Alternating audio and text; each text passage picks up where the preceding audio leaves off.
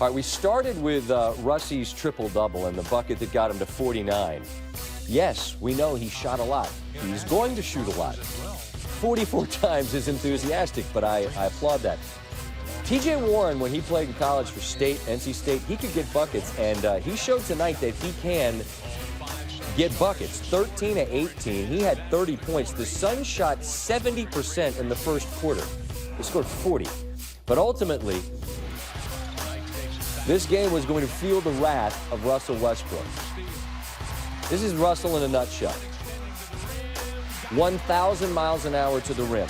23 points he had in the third quarter, which ties the single-quarter record since they moved to OKC. But they're down in the fourth. Westbrook, I don't know what that is, but it's like a variation on the Euro. Thunder within 5. Westbrook, 1, 2, 3 the hard way. Well, the real hard way. He missed the free throw. They're still down 3. Under 5 to go. Westbrook, again, 1 billion miles an hour to the 10.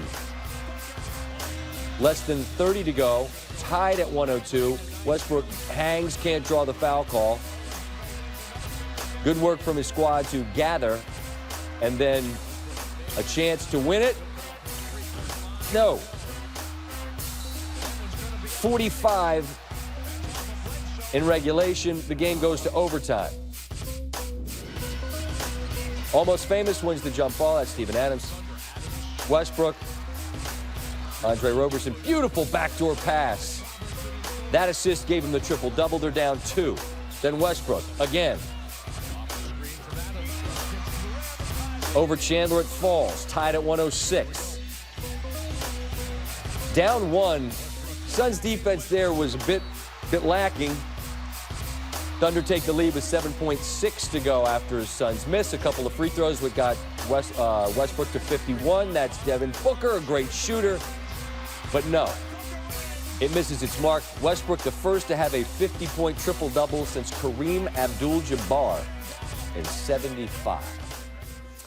Well, the Cavaliers and the Raptors played a fake close series last year in the Eastern Conference Finals. Yes, it went 6 games, I understand.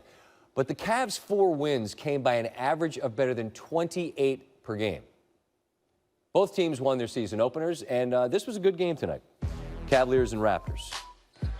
Kyrie Irving, that's a cutaway. That's a shot at him shooting before the game starts. Now the game started. All 3 of these. Irving, pick, no roll, I got this.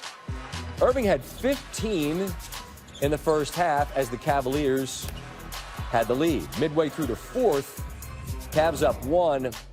It's LeBron. Well-designed play that gets Irving a good look from 3. Cavs lead by 4. It's a 1-point game. Irving.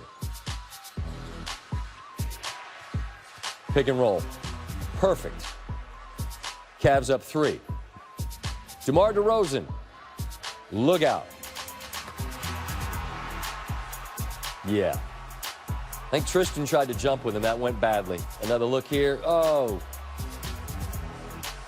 Wow, I'm just watching the fans now going wild. I don't blame him. DeRozan had 32 to lead everybody, tied at 41.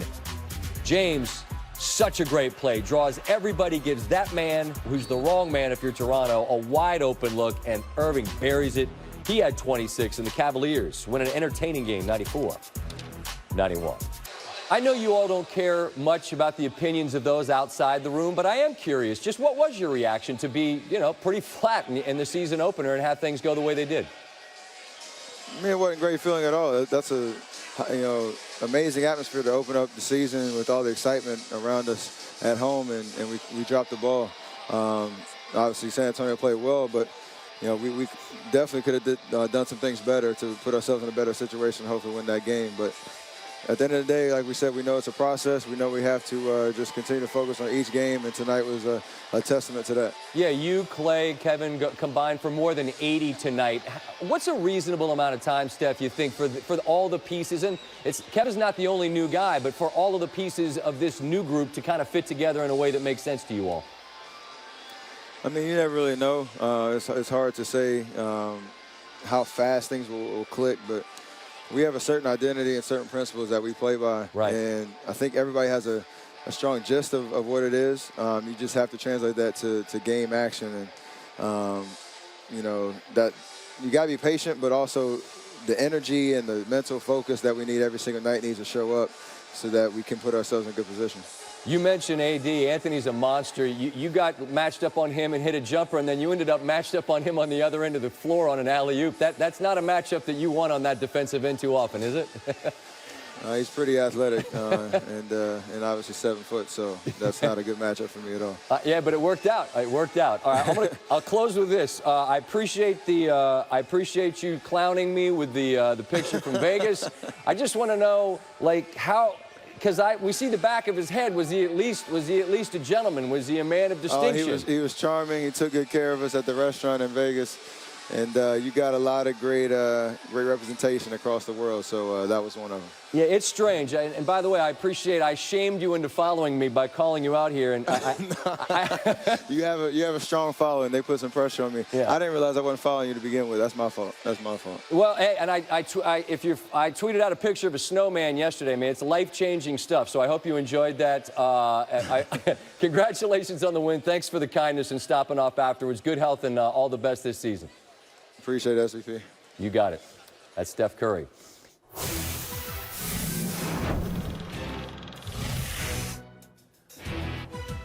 Warriors taking on the Pelicans, the game that we followed.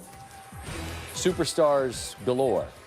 Kevin Durant talked about Anthony Davis' scoring ability at the shoot-around Friday. He's doing just about everything out there on the court. He can score from any area on the floor. And, probably going to lead the scoring this year easily.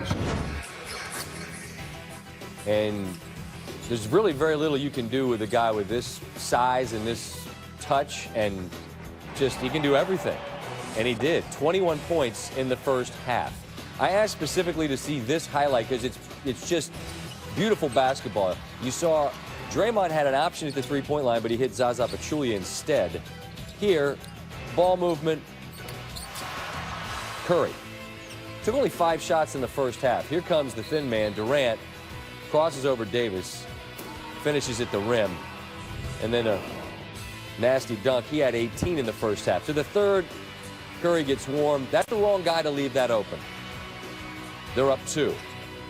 Curry, that patented little kiss off glass that he does so well. Warriors up 7, and then in rhythm, all 3 of these. They're up. He pulled from like 40 on the next trip, missed it. Here he hits in Davis's face. But then Davis, this was the real big moment in the game. Down 6, Durant blocks, takes it all the way the other way. Durant goes for 30, Curry goes for 23. Warriors get the victory. It's our man in Amsterdam. Stanford Steve on the road. This is becoming quite a thing. You're racking up frequent flyer miles and per diem, which is great. Your favorite city, New Orleans, we set you loose. What could possibly go wrong? Who'd you meet? A lot of Pelicans fans that really don't know much about their team, Scott. Take a look. Stanford Steve here for Van Pelt Sports Center. We're outside the Smoothie King Center with some fine young LSU fans. Who's your favorite Pelican besides Anthony Davis? I don't know. I don't know any of the Pelicans team. Never been to a game. Who's your favorite player on the Pelicans besides Anthony Davis? I don't know any other players. So you're at a Pelicans game. Why do you have a Warriors jersey on? I want the Warriors all the way. Do you think the Warriors can win 100 games this year? Most definitely. Where's MVP? Where are you, MVP? What time do you guys start drinking today?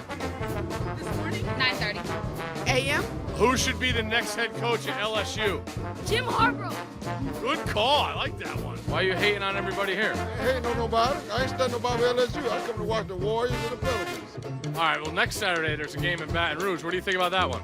Hands down, Bama. We ain't worried about Leonard Fournette. How many prayers do we have to say for LSU to beat Alabama next week? I think 10 Hail Marys will do it. Baton Rouge, you heard him. Sir, is your name Scott? No. Thank you. So not very well versed on the other folks. Look, he's the first guy since Jordan back in the mid-'80s to score more than 90 in the first couple of games. We got to get him some help. That's your squad, man. Yeah, it is. But enough about the Pelicans, Scott. I had to answer numerous questions today, tonight, and I'm sure it's going to be, and I'm running out of excuses. Are you coming to LSU and Bama next week? Am I? Yeah, people want to see you. Well, They're like, oh, great, you're here, Steve. Where's SVP? We'll work on that. Tell him we'll work on that. And where are you going to? I'm running out of excuses. You're old. You got your family. Okay. You can't get the planes anymore. Yeah. You don't take commercial, two-stop planes. I don't know what else to tell people. All right. I don't like connecting a whole lot. Where are you going tomorrow? Wrigley Field, sir. Fantastic. We will talk to you from Wrigley. Get there safely. All right, buddy. Thank you. My man is internationally known, Stanford Steve. All right, Rockets and Mavs. Harrison Barnes had a career night. Shout out to the Dubs. Barnes. Oh, they're giving him that? What? Okay. Then jumper's wet. Then more Barnes. A career high 31. Then Harden's turn. My man James Harden got a beard like a billy goat. It's been done. It's official now. Wrong guy to leave open. Next Rockets possession. Slap him. Then Rockets up 7. Bingo. Harden had 12 in the third, 26, 8, and 7 in the game. The Rockets win in Dallas, 106.